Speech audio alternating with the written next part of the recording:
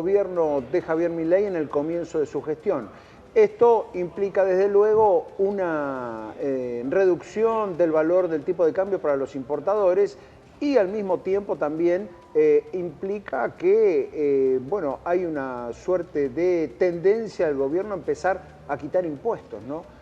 Y a empezar a cumplir con uno de los puntos centrales del decálogo libertario, que es decir, la Argentina paga demasiados impuestos, la carga tributaria es excesiva y esa es una de las razones que impiden su desarrollo económico. Bueno, vamos a estar hablando de esto con Luis Aguilar, asesor financiero, que ya está en línea con nosotros. ¿Qué tal, Luis? ¿Cómo le va? ¿Cómo les va, estimados? Espero que hayan Bueno, arrancado muy bien el primero, día. ¿qué interpretación tenés sobre esta baja del impuesto país? ¿Qué impacto concreto puede tener? Y sobre todo, ¿qué señala en materia de alivio de la carga tributaria?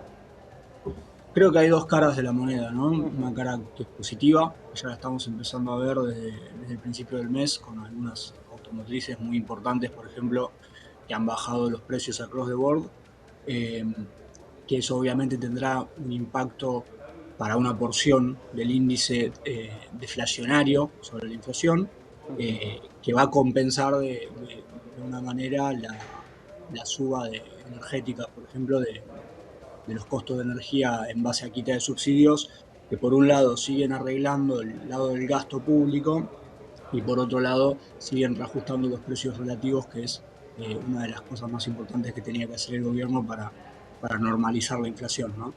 Esa es una cara de la moneda que es, si queremos, la cara positiva, ¿no? Mientras la otra cara de la moneda es que obviamente esto abarata aún más el dólar para importadores y probablemente eh, la incógnita más grande que tiene el mercado hoy en día sobre el éxito del programa económico que se está poniendo en lugar es el dólar, ¿no? Como dicen muchos, siempre todo estalla por el dólar. Eh, y si bien hay muchos sectores económicos que perciben que hay un atraso cambiario, hasta ahora al menos no se materializó en una gran cantidad de pérdida de reservas o en una balanza comercial negativa por dos factores muy importantes. Uno es que la balanza energética ha logrado darse vuelta después de mucho tiempo, gracias a Vaca Muerta, gracias a los gasoductos, gracias a un montón de cuestiones fundamentales de Argentina que han cambiado y que nos permiten empezar a pensar en otro tipo de Argentina moving forward. Y después, obviamente, también un factor muy importante es que la recesión que hemos tenido durante el primer semestre ha generado una caída de la demanda de importaciones muy importante, ¿no? Con lo cual hay dos maneras de explicar la gran balanza comercial que hemos tenido este año, que ha sido récord, ¿no? Ha sido récord.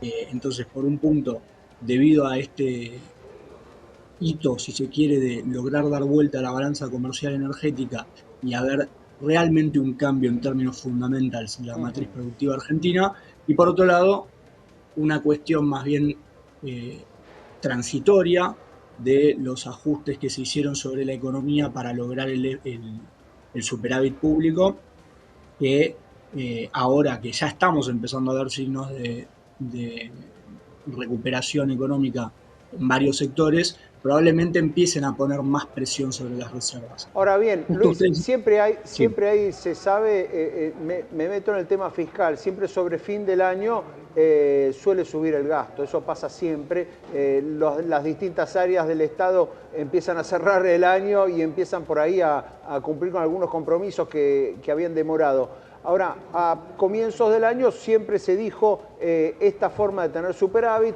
sin obra pública, sin transferencias a las provincias, etcétera, es transitoria, no puede ser para siempre.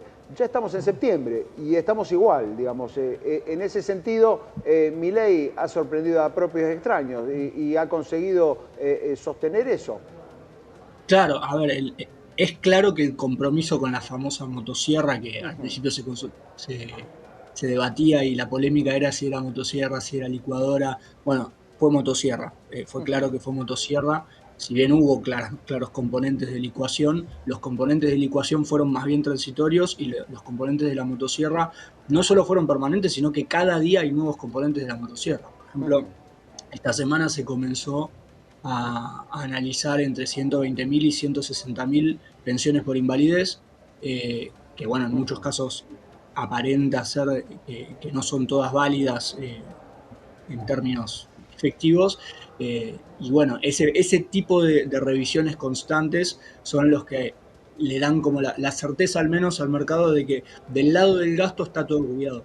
Pero justamente ahora que estamos empezando a tener una recuperación económica, que por un lado es algo que le termina poniendo presión a la demanda de reservas por importaciones que van a empezar a rebotar con esta recuperación económica. Por otro lado, la recuperación económica te sube la recaudación, entonces en esta ecuación que termina teniendo superávit o déficit de las arcas públicas, te va a empezar a subir el ingreso, que es algo que no pasó durante todo el año, sino que justamente también fue uno de los grandes eh, preocupantes para todo el mercado, de que cuando vos haces un ajuste y te cae la recaudación, tenés que profundizar el ajuste y se arma como un círculo Claro. vicioso que te sigue decayendo la economía. En ese sentido está bueno entender que no hay eh, caídas sin pisos y subas sin techo, ¿no? No, aparte Entonces, es clave, Luis, que es, muchos decían, a ver, ¿qué es lo que podía llegar a pasar en septiembre cuando muchos importadores lo que estaban haciendo era postergar el pago, ¿no? Por supuesto, de importaciones para septiembre? Entonces decían, y ahora empieza septiembre y el Banco Central va a tener que salir a vender muchos dólares, ¿no? Y sin embargo pudo comprar y todo, ¿no? tal cual, ayer compró como 95, Sí. 97 millones de dólares el Banco Central, eh, y es muy importante este tipo de tests de mercado diarios que van teniendo, en los cuales muestran que tienen una capacidad de compra todavía existente, que sumado a una caída de la brecha empieza a normalizar los factores que, bueno, en última instancia, ustedes hace un rato estaban hablando de que es fundamental esto de sacar el cepo, porque está bien, podés tener rebote. A mi manera de verlo, a lo que se refería Milei con esto de se puede crecer con cepo, es más bien, se puede rebotar con cepo.